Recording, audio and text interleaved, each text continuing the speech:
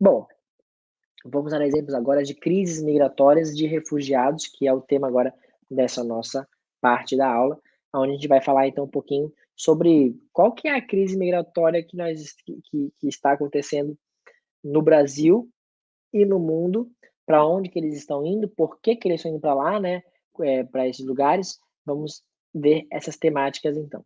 Entre janeiro e maio de 2018, o Brasil registrou a entrada de cerca de 50.000 venezuelanos, média de 400 venezuelanos por dia entrando no país. Esses venezuelanos, galera, eles estão entrando no Brasil por motivos, econômico, político, tá? Lembra lá dos motivos da migração que nós falamos? Motivos econômico, político, religioso, natural, econômico e político, nesse caso, tá? Ou seja, nesses países nós temos, a gente vai falar sobre isso também na aula de semana que vem, tá? Vamos voltar a falar sobre Venezuela na aula de semana que vem. Nós temos um governo completamente rigoroso, que trabalha com uma ditadura, tá? Um governo centralizador, controlador, que impede o desenvolvimento de indústria, impede o desenvolvimento da população perante ali ao resto do mundo. Isso fez com que esses venezuelanos, por estarem morrendo de fome, por uma inflação que chegou a 14.000% ao ano, com uma falta de medicamentos absurda, migrassem, saíssem do seu país e fossem em direção a outros lugares, nesse caso, o Brasil. E aí nós temos um problema dos dois lados, da Venezuela e do Brasil. Primeiro, Venezuela, né? Inflação elevada, pessoas morrendo de fome, morrendo por falta de comida. E detalhe, gente, quando essas pessoas elas chegam aqui no Brasil, tá, esses venezuelanos, não pensem que eles são mendigos. Ah, esses mendigos que vêm para cá, esse pessoal aí, morador de rua, fica aqui. Gente, boa parte desses venezuelanos eram como eu, como vocês. Pessoas que trabalhavam, que tinham seus empregos muito bem estabelecidos, inclusive muitos deles médicos, advogados, dentistas, personalidades famosas da Venezuela, que tiveram que ir embora, porque simplesmente o dinheiro acabou. É como se a gente estivesse aqui vivendo hoje, de uma hora para outra, amanhã tu acordou pobre. Ó, teu dinheiro não vale mais nada, tua inflação tá lá no alto, o que se quiser comprar um saco de pão, tem que dar quase todo o teu salário todinho para o mercado, para comprar um pão, quer comprar uma carne, dá todo o dinheiro do mês para comprar aquela carne, e daí, obviamente, que você tem que fugir.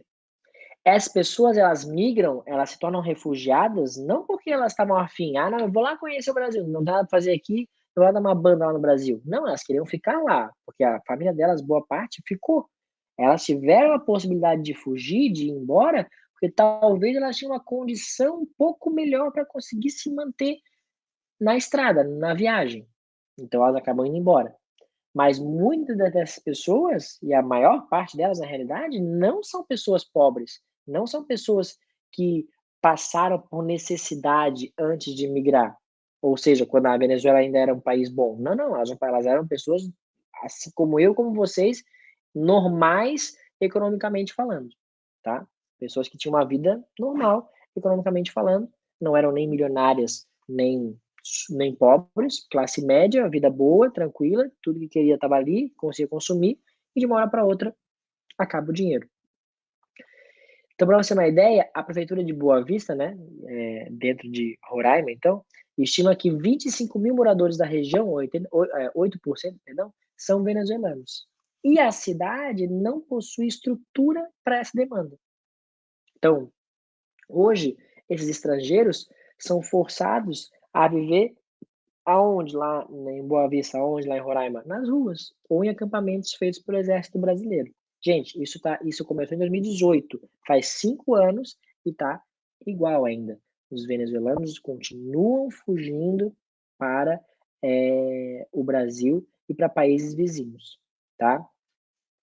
Uma situação essa, então, que ainda não acabou. E qual que é o problema para o Brasil disso tudo, né? O Brasil está recebendo gente que não é nacionalmente falando dali, né, não é do Brasil, e aquela população brasileira está pagando imposto, está pagando impostos que são altíssimos e está recebendo esse pessoal que, infelizmente, acaba ocupando os postos de saúde, as escolas, as creches, os hospitais, até mesmo os postos de trabalho dos brasileiros. Isso não significa que o Brasil ele tem que fechar suas portas para as fronteiras, ele tem que impedir a entrada de refugiados. Não, nós devemos ajudar. Só que precisa ser feito o que no Brasil? Uma distribuição dessas pessoas. As pessoas elas se concentram lá em Roraima e ficam lá. Não, pega essa galera e joga lá em São Paulo, joga no Rio, joga em Curitiba, joga em Florianópolis, joga em Porto Alegre, joga lá em Recife, joga em Salvador. Vamos pegar esse pessoal e vamos dividir entre os estados. Não dá para ficar concentrado num só lugar, porque senão causa problemas. Porque, por exemplo, com o número elevado dos venezuelanos, essa região ela sofre com uma sobrecarga de serviços públicos, principalmente na área da saúde. Então é óbvio que vai causar uma tensão da população, porque aquela população brasileira está lá pagando imposto e está lá na fila do posto de saúde junto com o venezuelano que não está pagando imposto nenhum. Essas pessoas que não têm um conhecimento, que não têm uma cabeça mais empática, vão fazer o quê? Vão começar a tratar essas pessoas venezuelanas como pessoas inferiores a elas. Começa a trabalhar com a parte da xenofobia. Ou seja, começam a ter uma aversão a esses imigrantes, uma aversão a esses refugiados. Começa aí basicamente a maltratar, a bater, a xingar, a fazer sérios danos na vida daquelas pessoas que não têm culpa nenhuma, que estão fugindo por uma necessidade. Elas precisam sair da Venezuela, senão elas morrem. É um caso de vida ou morte. Ou elas fogem, ou elas ficam para morrer. Ou elas fogem com os filhos, ou elas vão assistir os filhos morrendo por falta de comida. Então pensa a situação que é para eles, tá? Outro problema que aconteceu muito com a vinda dos venezuelanos para o Brasil, a epidemia de sarampo, doença essa que já estava erradicada do Brasil desde 2001, voltou por conta da entrada desses refugiados. Se antes nós não tínhamos problema mais com sarampo, agora nós temos. Por quê? Porque boa parte da população brasileira também parou de se vacinar, parou de tomar vacinas em geral, né? Talvez muitos de vocês não gostem ou gostem de tomar vacina e por essa falta de algumas vacinas básicas de tomar, né, crianças tomarem vacinas básicas, como é o caso do sarampo, que é uma vacina básica que deve se tomar, essa epidemia retornou, tá? Então, uma situação bastante séria para o Brasil também. Oferta de trabalho super baixa para os venezuelanos, né? Mas o interessante é que a maioria desses venezuelanos, gente, são médicos, engenheiros, dentistas, como eu falei para vocês. São pessoas que lá na Venezuela, antes da crise, economicamente falando, pessoas que viviam muito bem, mas que vieram para cá, tá? E nesse caso, acabam ocupando os postos de trabalho desses brasileiros, né? O venezuelano ele é médico, ele é engenheiro, ele é dentista, ele consegue vir para o Brasil, consegue legalizar os seus papéis e consegue uma vaga de emprego na frente de um brasileiro, causando ainda mais relatos de xenofobia, tá? Mais de 30% dos venezuelanos que atravessam as fronteiras, gente, possuem um ensino superior completo. Olha só, então é um número bastante significativo, tá? Infelizmente, então, a segurança pública é ineficiente nesses lugares, que causa, então, a chamada xenofobia, tá? A população local, a população, no caso lá de Boa Vista, lá em Roraima, se sente ameaçada com a chegada desses estrangeiros em relação às vagas de emprego, né? E nos sistemas públicos de saúde, e com isso acabam aí ameaçando, intimidando, tentando mandar eles embora.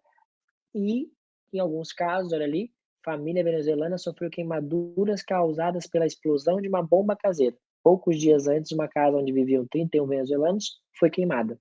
Acabam fazendo atos extremamente violentos contra uma população que não tem culpa alguma de estar ali, tá? Estão ali por uma situação de emergência mesmo, ok?